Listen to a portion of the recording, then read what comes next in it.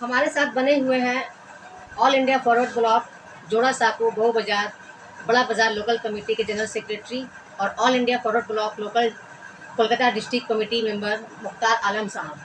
जी आप बताएं कि आज आपने प्रेस कॉन्फ्रेंस बुलाई है तो इसकी क्या वजह है? वजह यही है कि अभी जो 18वीं लोकसभा इलेक्शन होने जा रहा है पार्लियामेंट का, उसके मुतल्लिक अपना विचार में रखना चाहता हूँ। आज जो मुल्क का हालात है, ये बहुत ही संगीन मरहले से गुजर रहा है। अगर इस वक्त हमारे देशवासी बुद्धि से काम नहीं लेंगे तो आने वाले वक्त में और इलेक्शन नहीं होगा। संविधान को ख़त्म कर दिया जाएगा। संविधान बीजेपी के मर्जी के मुताबिक बनेगा, जिसमें उसका फ़ायदा हो, और जो कॉमन पब्लिक है उसका सारा अधिकार छीन लिया जाएगा। कॉमन पब्लिक कुछ भी नहीं कर सकेगा और फिर देखा जाएगा कि बीजेपी का ही प्राइम मिनिस्टर और वो जिसे चाहेगा प्रेसिडेंट बना करके मुल्क के ऊपर राज करेगा। आप अभी देख रहे होंगे मुल्क का हालात। हमारे जो प्राइम मिनिस्टर हैं मोदी जी, अभी के हालात से बहुत ज़्यादा बुखलाए हुए हैं। उनको समझ में आ गया है कि हालात बहुत ज़्यादा उनके विरुद्ध जा रहा है। वो इतना बुखला गए हैं कि उड़ीसा में ये कह रहे हैं कि नवीन पटनायक को उड़ीसा का डिस्ट्रिक्ट का कैपिटल नहीं मालूम है। हम लोग तो स्कूल में नहीं पढ़ा आज तक कि डिस्ट्रिक्ट का भी कैपिटल होता है। कैपिटल होता है स्टेट का, कैपिटल होता है एक कंट्री का, मगर डिस्ट्रिक्ट का कैपिटल कैसे होता है? तो हमारे प्रधानमंत्री होते हुए इस तरह का अगर हल्का शब्द इस्तेमाल करेंगे अपना राजनीति सेकने के लिए, तो फॉरेन कंट्री में, बाहर मुल्क में लोग क्या मैसेज जाएगा? हिंदुस्तान का गरिमा का क्या हालत होगा? ये प्रधानमंत्री आज के दौर में साइंस कितना तरक्की कर चुका है और वो बोलते हैं थाली बजाओ, कोविड का बीमारी दूर हो जाएगा, भाग जाएगा। दिया जलाओ, क्या ये साइंटिफिक तरीका है कोविड को ख़त्म करने का? प्रधानमंत्री जी ने एक मजाक बना दिया है पूरा देश का। अपना तो मजाक खुद बना रहे हैं, देश का भी मजाक बना रहे हैं। हमारा देश का इज्जत ग्राफ वो नीचे आता जा रहा है। इसमें बदनाम हम देशवासी हो रहे हैं कि हम किस तरह के लोगों को चुनकर ला रहे हैं।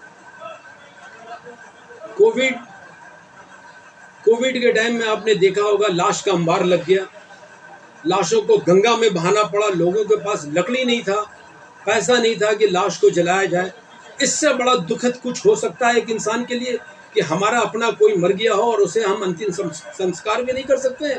लाश को बहाना पड़ेगा। वो जब तक जिंदा रहेगा इस दुख के साथ जिएगा। क्या इंतज़ाम किया था आपने लोगों को जलाने के लिए, अंतिम संस्कार करने के लिए?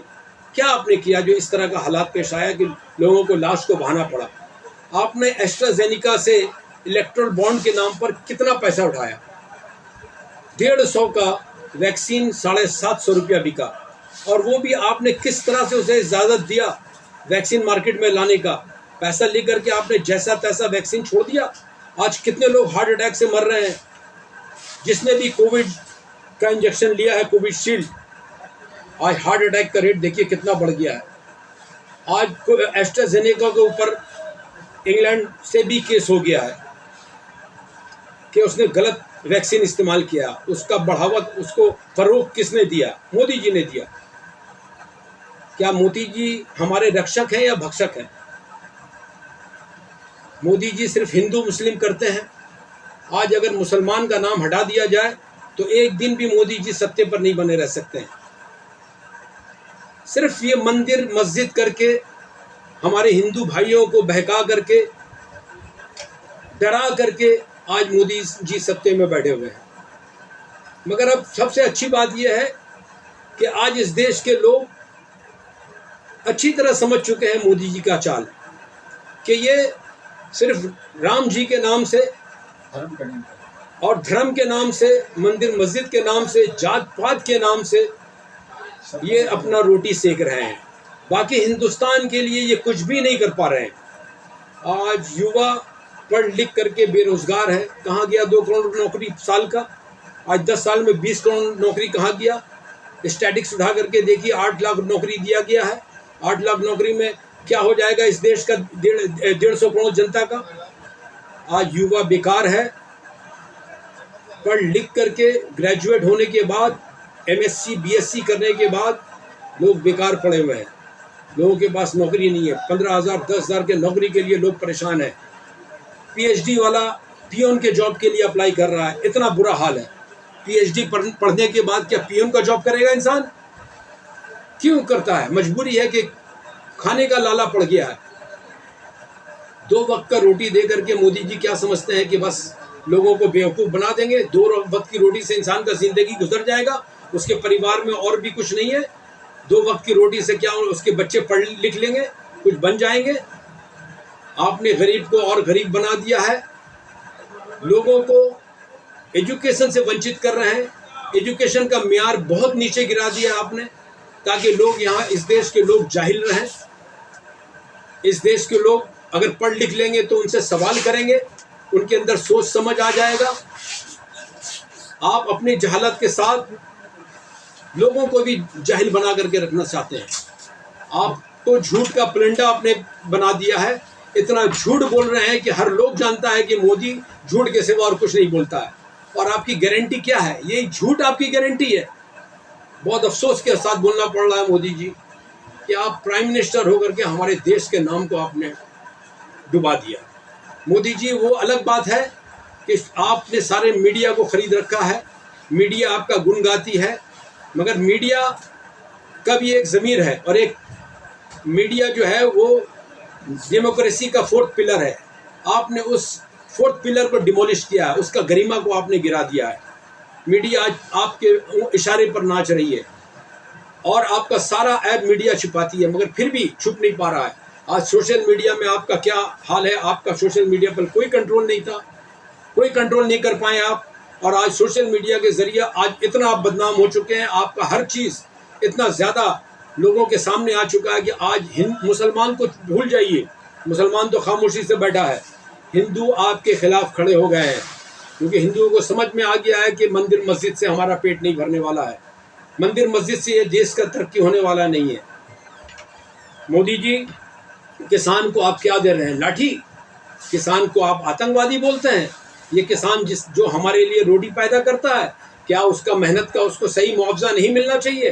क्या उसको सही रेट नहीं मिलना चाहिए? आज मजदूरों का क्या हाल है? एक वक्त जब वाम फ्रंट का सरकार था, मजदूर कितने शान से जीते थे, उनको सही उनका तनख्वाह उनको तनख्वाह मिलता था, पैसा मिलता था, इज्जत से काम करते थे। आज आपने मजदूर का क्या हाल करके रखा है? किसान का क्या हाल करके रखा है? आपने जीएसटी लागू किया, आपने बड़ा ढोंग रचाया मीडिया के जरिए। जीएसटी एक टैक्स होगा। कितना कारोबारी फेल हो गया, कितने आज भी कारोबारियों को परेशानी हो रहा है। आज भी लोग जीएसटी सही तरीके से भुगतने में परेशान हो रहे हैं। इतना ज़्यादा आपने जीएसटी लगा दिया है कि पूरा हिंदुस्तान का कारोबार तहस नहस हो गया है। क्या सिर्फ अडानी अंबानी और बड़े बड़े जो आपके चमचे इंडस्ट्रियलिस्ट हैं वही कारोबार करेंगे और दूसरा कोई इस देश में कारोबार करने का हक नहीं है? आप जीएसटी तो अडानी अंबानी भी देता है, मगर वो एक तरफ जीएसटी देता है, आप उनको लाखों लाखों करोड़ रुपया वेव ऑफ कर देते हैं लोन। क्या आप एक गरीब का लोन वेव ऑफ करते हैं? आप गरीब को 2 वक्त का सिर्फ राशन के सिवा और क्या दे रहे हैं? क्या बिजनेस दे रहे हैं आप? क्या रोजी रोटी दे रहे हैं? नौकरी दे रहे हैं? हेल्थ के ऊपर क्या आपने काम किया है? कितना हेल्थ फ्री है? कोई भी ऊंचा इलाज गरीबों का कैसे होगा? सर्दी खांसी जुकाम को छोड़ दीजिए, अगर कोई भी बड़ा ऑपरेशन हो तो क्या करेगा गरीब आदमी और मिडिल क्लास? आज हेल्थ जो है वो मिडिल क्लास और गरीबों के रीच से बहुत दूर हो चुका है। अभी एक देख सकते, हाँ बोलिए। आपने ये कहा था कि मेहुल चोकसी, नीरव मोदी और किंगफिशर के जो मालिक हैं किंगफिशर वाले को आपने बोला था ना कि अथर रोड जेल में पूरा रूम बन रहा है, उसे लाया जाएगा और उसे यहाँ पर जेल में डाला जाएगा। कहाँ ये सब नीरव मोदी और महल चौकसी और किंगफिशर वाले कहाँ जा रहा है इलेक्ट्रल बॉन्ड बन करके? इस बात का जवाब दीजिए। गरीब को और आप गरीब कर रहे हैं, और जो दौलत से भरपूर है, मालो माल है, उसको और आप छूट दे रहे हैं, लोन माफ कर रहे हैं। आप कर क्या रहे हैं? मैं एक बात और भी बताना चाह रहा हूं अपने मुस्लिम कौम से कि अगर बीजेपी आई इस बार सरकार में तो वक्फ बोर्ड हमारे हाथ से निकल जाएगा, वक्फ प्रॉपर्टी सब हमारे हाथ से निकल जाएगा, और इसका जिम्मेदार सिर्फ मुसलमान होगा। इसलिए मुसलमान जिम्मेदार होगा क्योंकि वोटिंग पैटर्न मुसलमान का सही नहीं है। ये वोट कोई टीएमसी को दे रहा है, कोई वाम फ्रंट को दे रहा है, कोई कांग्रेस को दे रहा है, कोई आरजेडी को दे रहा है। इस तरह से वोट बढ़ जा रहा है। हो ईमानदार शख्सियत हो, 10, 15, 20 आदमी का जो भी एक संगठन बने और उसे सिर्फ इतना ही पावर दिया जाए कि कोई भी पार्टी, पॉलिटिकल पार्टी उनसे बात करे कि भाई आपको क्या चाहिए, और जो मुसलमानों को एजुकेशन में रिजर्वेशन देगा, सहूलत देगा, हेल्थ में आसानी देगा, नौकरी में रिजर्वेशन देगा, हमारे हक में जो काम करेगा, पूरा मुसलमान को एक तरफ होकर के वोट देना पड़ेगा, तब जाकर के हम बचेंगे, वरना इस देश में बचना बहुत मुश्किल है। तो आप क्या अपील करेंगे लोगों से? अपील तो यही करूंगा मैं कि पूरा हिंदुस्तान आज बीजेपी के खिलाफ खड़ा है, कम से कम 80%। और मैं आपको ये दावा के साथ बोल रहा हूं कि 150 सीट से ऊपर बीजेपी नहीं आ रही है। अगर मशीन में घोटाला नहीं हुआ तो 150 सीट आना मुश्किल है बीजेपी के लिए। आप साउथ देख लीजिए, साउथ में आंध्र प्रदेश में जगन का पोजीशन बहुत अच्छा नजर आ रहा है। बीजेपी चंद्रबाबू नायडू के साथ अलायंस किए हैं, मगर वो काम नहीं कर रहा है। आप इधर आप तमिलनाडु में चले जाइए, वहाँ पर स्टालिन बहुत मजबूत है और वहाँ भी स्टालिन का वेव है। आप कर्नाटका में चले जाइए, कर्नाटका में भी कांग्रेस का काफ़ी सीट आ रहा है, मुश्किल से 10, 12, 15 सीट आएगा टोटल साउथ में। वहाँ भी देखिए आप तेलंगाना में, वहाँ भी बीजेपी का पत्ता साफ है। राजस्थान में बुरा हाल है बीजेपी का। हरियाणा में लोग मार रहे हैं उनके नेताओं को जो वोट के लिए निकल रहे हैं। वहाँ पर जितने भी सेब के कारोबारी, आज 2000 करोड़ रुपया सेब के कारोबार से निकल गया। क्यों? मोदी जी अडानी का सेब बिचवाने के लिए जीएसटी कस्टम ड्यूटी को कम कर दिया। ये कस्टम ड्यूटी कम होने से क्या हुआ है, ईरान से और तुर्की से बहुत ज़्यादा सेब आना शुरू हो गया है, जिससे 2000 करोड़ रुपया का किसानों को नुकसान है। हिमाचल प्रदेश के किसानों को नुकसान है। वो हिमाचल प्रदेश में भी आप देखिएगा एक चटिया 2, 4, 5 सीट आ जाए, बोल नहीं सकता हूँ, वरना एक चटिया वहाँ पर कांग्रेस की सरकार, मतलब पार्लियामेंट में एमपी जा रहे हैं। मैं एक चीज पूछना चाह रहा हूँ, मोदी को हटाने के लिए जब आप लड़ाई लड़ रहे हैं तो इस बार आपकी पार्टी कितने सीट पर लड़ रही है और कैसे मोदी को हटा पाएंगे? अपने का पोजीशन बोले बोलो। আজকে ভারতবর্ষের মধ্যে যে ইন্ডিয়া জোট হয়েছে, ইন্ডিয়া জোটে একটাই ফর্মুলা হচ্ছে যে দেশ ভারতবর্ষ থেকে বিজেপিকে হটানোর জন্য ইন্ডিয়া জোট করা হয়েছে। কিন্তু ব্যাপার হচ্ছে যে ইন্ডিয়া জোট যেটা হলো, ইন্ডিয়া জোটের মধ্যে তার আমাদের পশ্চিমবাংলা মাননীয় মুখ্যমন্ত্রী তিনি বলছেন যে আমি ইন্ডিয়া জোট করার জন্য আমার অনেকগুলো যোগদান আছে। কিন্তু কালকে তিনি বক্তব্যে যে কথাগুলো বলেছেন মমতা বন্দ্যোপাধ্যায়, ইন্ডিয়া জোটটি যদি আসে তাহলে আমি বাইরে থেকে সমর্থন করব। তিনি বলেছেন এই কথা আমরা বলছি না, তিনি বলছেন ইন্ডিয়া জোট যদি আসে তাকে বাইরে থেকে সমর্থন করব। তার মানেটা কী হলো? যদি ইন্ডিয়া জোট আসে তাহলে তিনি সমর্থন করবেন, আর যদি বিজেপি যদি কম সিট যদি পায় তাহলে বিজেপিকে সমর্থন করবে। এটা তো কথাগুলো হলো, এটা মিডিয়া বলছে, আমি বলছি না। मतलब ये होगा कि अगर कम सीट आया तो बीजेपी को सपोर्ट करें। তাহলে আমার কথা হচ্ছে যাদের মৌলানারা যারা আছে, মৌলানাদের তিনি মিটিং করছেন বলছেন, তাহলে আজকে মৌলানাদের কাছে এই প্রশ্নগুলো তুলতে হবে কি অ্যাকচুয়ালি তার স্ট্যান্ডটা কী হবে। তিনি তো আগে বিজেপি সরকারে তিনি রেল মন্ত্রী ছিলেন, কয়লামন্ত্রী ছিল। আজকে পশ্চিমবঙ্গে দাঁড়িয়ে তিনি বলছেন যে কংগ্রেস বামপন্থীরা তারা বিজেপি দালাল, কিন্তু দালাল কারা আছে? বিজেপিকে কারা সমর্থন করেছে? তিনি সমর্থন করেছে, আমরা করিনি। আজকে বামফ্রন্টে আমলে এখানে RSS 200 সংগঠন ছিল, 200 শাখা ছিল। আজকে তার টিএমসি সরকার আসার পরে প্রায় 1000খানা RSS সংস্থা হয়ে গেছে। তারা কারা করে? বামপন্থীরা করেছে, কংগ্রেস করেছে, তিনি করেছে। सिर्फ 300 टीएमसी आने से पहले 300 शाखा था आरएसएस का बंगाल में। मुसलमानों को ये बात समझना चाहिए। सिर्फ 300 शाखा था बीजेपी जब यहाँ टीएमसी आई, मगर आज क्या है 3000 से ऊपर शाखा है आरएसएस का। आरएसएस के शाखा में क्या सिखाया जाता है? लाठी चलाना, गोली चलाना, बंदूक चलाना, भाला चलाना। क्या मकसद है इससे? क्या मतलब आरएसएस के शाखा में टेररिस्ट को बनाया जा रहा है? क्यों बनाया जा रहा है? क्या हमारे देश में पुलिस नहीं है? हमारे देश में आर्मी नहीं है? मुसलमानों को ये बात समझना चाहिए कि टीएमसी के राज में आज 3000 शाखा बंगाल में बढ़ गया। आप यहाँ पर जो हो रहा है कि आप कैसे मोदी को हटाएंगे, जब आपका जो इंडिया जोट है, इंडिया जोट के जो लोग हैं, अगर ये लोग आपस में एकता नहीं बना पा रहे हैं, नहीं CPM अलग लड़ रहा एक है। दो को छोड़ करके, बिहार के सीएम को छोड़ करके, नीतीश कुमार जी को छोड़ के, और ममता जी जिस तरह से पहले भी पार्लियामेंट में बार बार धोखा दी है। NRC CAA जब पास हो रहा था तो ममता जी दिखाई कि हमारे MP बहुत नाराज हो गए, हम वॉकआउट किए हैं पार्लियामेंट से। आपको वॉकआउट करने की जरूरत नहीं थी, आपको चाहिए था एंटी में वोट देना। आपको वोट वहां दे करके उसको बिल को पास होने से रोकना। आप CAA NRC का बिल पास कराने में आपका बहुत बड़ा हाथ है, क्योंकि आप बीजेपी से मिली हुई हैं। आप GST पास करवाने में आपका हाथ है, आप वहाँ आपके MP वहाँ भी वॉकआउट किए हैं। आप आर्टिकल 370 पास करवाने में आपका बहुत बड़ा हाथ है, आपने पार्लियामेंट से वॉकआउट किया। आपने विपक्ष में क्यों नहीं वोट दिया? जगदीश धनखड़ जो आपके यहाँ खिलाफ था, जब वो यहाँ पर गवर्नर था तो आपके खिलाफ था जगदीश धनखड़। आप जगदीश धनखड़ से नफरत करती थी, और जब वो वाइस प्रेसिडेंट के लिए खड़ा हुआ तो आपने सपोर्ट कर दिया, वहां भी आपने वॉकआउट किया। क्यों नहीं उसके खिलाफ आपने वोट दिया? तो आप मुसलमान को कब तक बेवकूफ बनाते रहेंगे? आप मुसलमान कब तक बेवकूफ बनेगा? दीदी, हम मुसलमान डरते नहीं है बीजेपी से। हमको ना आपको पाकिस्तान भेज पाएंगे, ना हम बांग्लादेश जाएंगे। हम इसी देश के पले बड़े हैं और इसी देश की मिट्टी में मिलेंगे और इसी देश में रहेंगे। इस देश में हमारा भी हक है और हमें कोई हिंदू से बैर नहीं है।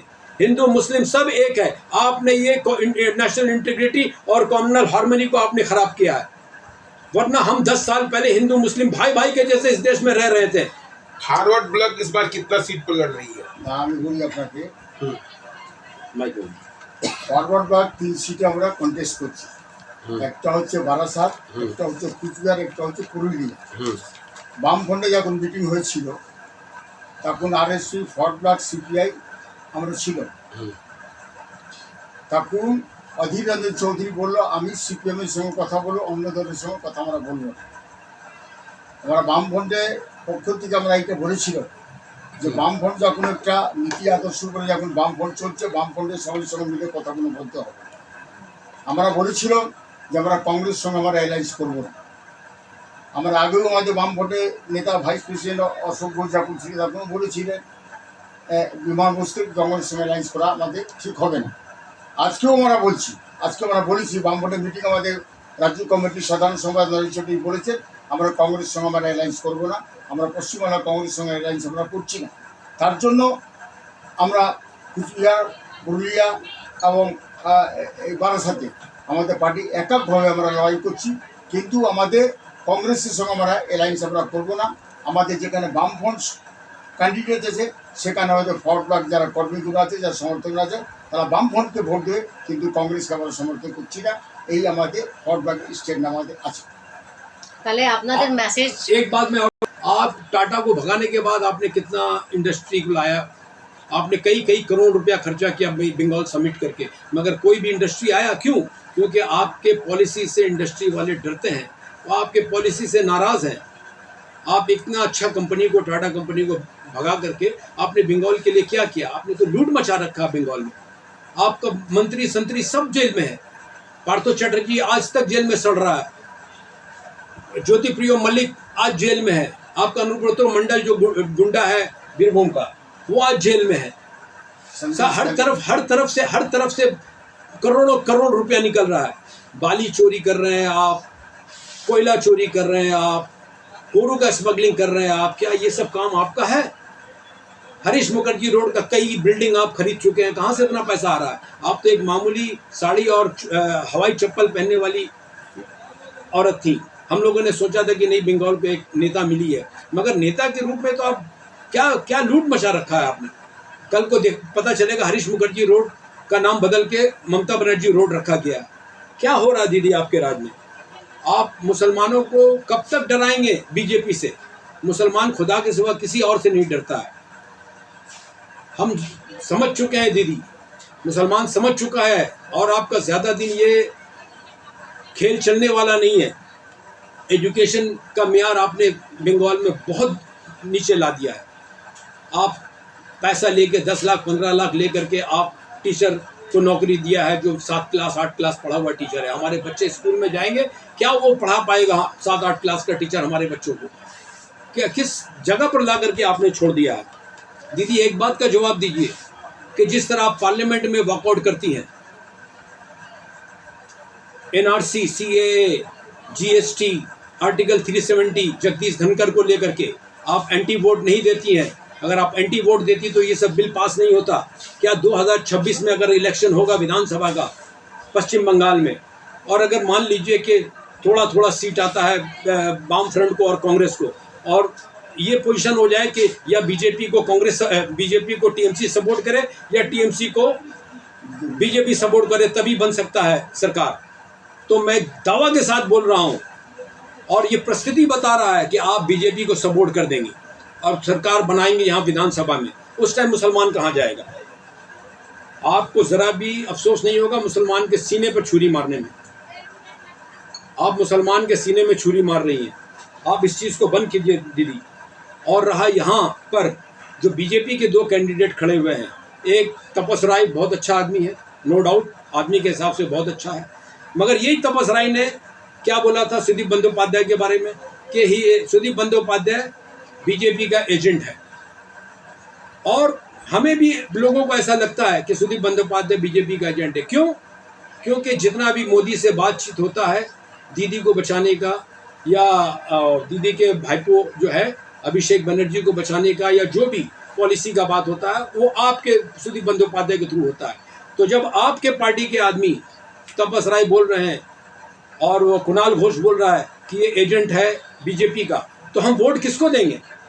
अगर हम सुदीप बंदोपाध्याय को वोट देते हैं तो बीजेपी के एजेंट को वोट दे रहे हैं। अगर हम तपस राय को वोट दे रहे हैं तो डायरेक्ट हम बीजेपी को वोट दे रहे हैं। तो पब्लिक जाए कहाँ? पब्लिक के पास विकल्प क्या है? विकल्प एक हो रहा है, तैयार हो रहा है, कांग्रेस, वाम फ्रंट। और वाम फ्रंट एक ऐसा विकल्प है जो 34 साल के राज में दिखा दिया। कितना बार 34 साल के राज में वाम फ्रंट के ऊपर ED और CBI का रेड हुआ है, या सरकार से हटने के बाद भी कौन कौन सा घोटाला सामने आया वाम फ्रंट का? वाम फ्रंट, याद रखिए, वाम फ्रंट एक ऐसा पार्टी है जो हिंदुस्तान को बचा सकता है। सिर्फ बंगाल को नहीं, पूरा हिंदुस्तान को बचा सकता है। आज वाम फ्रंट का नेता लोगों को देखिए, इतना 34 साल राज करने के बाद किस नेता के पास कितना बिल्डिंग है, कितना क्या है?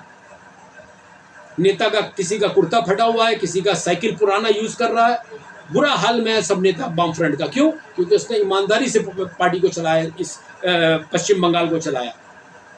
वाम फ्रंट के पास कोई चोरी बेईमानी का पैसा नहीं है। यही एक ऐसा पार्टी है जो अपने वसूल पर चलता है। ये सरकार सही तरीके से सरकार चलाया। ठीक इस बात को मानते हैं कि कुछ वाम फ्रंट के जो कैडर है उनसे गलती हुआ है, उन लोगों ने कुछ जुल्म किया अपने वक्त में, जिस वजह कर वाम फ्रंट की सरकार चली गई। और होता है 34 साल राज करने के बाद बहुत सारा इशू बन जाता है, जो सरकार जाते ही जाता है। कोई भी 100 साल राज करने के लिए नहीं आता है। मगर मैं बार बार बोल दे रहा हूँ कि वाम फ्रंट एक बहुत अच्छा विकल्प है पश्चिम बंगाल के लिए, हिंदुस्तान के लिए। और आज लाल किला पर लाल निशान मांग रहा है हिंदुस्तान। ये जो फलसफा है ये एकदम सही होने जा रहा है। वाम फ्रंट नेताजी सुभाष चंद्र बोस की नीति पर चलने वाला, शहीद भगत सिंह के नीति पर चलने वाला, चंद्रशेखर आज़ाद की नीति पर चलने वाला, खुदीराम बोस की नीति पर चलने वाला पार्टी है। हम शासन करते हैं, कुशासन नहीं करते हैं। हम करप्शन नहीं मानते हैं। तो हिंदू, मुस्लिम, सिख, ईसाई, किसान, मजदूर, सबसे एक ही अपील हाथ जोड़ के करना चाहता हूँ कि इस देश को बचा लीजिए। हम आप भाई भाई हैं, लड़ेंगे भी, मिलेंगे भी, मगर इस देश को बचा लीजिए। इस देश को अभी सबसे बड़ा मुद्दा है इस देश को बचाना। इस देश को खतरा आज हो गया है। आज इस देश के संविधान को खतरा हो गया है। आज इस देश के गरीबों को, किसान मजदूर को, आम आदमी को खतरा हो गया है। सबसे पहले इस देश को बचाना है। बाकी जो भी मसला है हमारा, हम मिल करके समझ लेंगे। और कोई हिंदू मुस्लिम में कोई फर्क नहीं है। आज भी 75% हिंदू जो है वो सेकुलर है। के लिए किसे अपील करेंगे जी, अगर आज बात आ जाए बीजेपी से बचाना है तो क्या टीएमसी को लाइएगा, ना कांग्रेस को लाइएगा, ना सीपीएम को लाइएगा? मैं बोलूंगा ये टीएमसी तो भाई वो तो मिली हुई है बीजेपी से। टीएमसी को वोट दें, बीजेपी को वोट दें, वो दोनों बात एक ही है। अगर आपको वोट देना है किसी भी पार्टी को वोट दीजिए, टीएमसी बीजेपी को छोड़कर। वाम फ्रंट को वोट दें। वाम फ्रंट को वोट दीजिए आप। और जहां वाम फ्रंट का कैंडिडेट नहीं है वहां, और जो दूसरा कैंडिडेट है उसको, सेकुलर कैंडिडेट को वोट दीजिए आप। मैं फिर से बोलता हूं कि 2026 में वाम फ्रंट आने जा रहा है पश्चिम बंगाल में, और दूसरा कोई विकल्प नहीं है बंगाल के लिए। और आने वाले वक्त में आप हिंदुस्तान में देखिएगा कि लाल झंडा का राज होगा, और ये हिंदुस्तान को फिर देखिएगा किस तरह से करप्शन फ्री हिंदुस्तान बनता है। जय हिंद। बहुत बहुत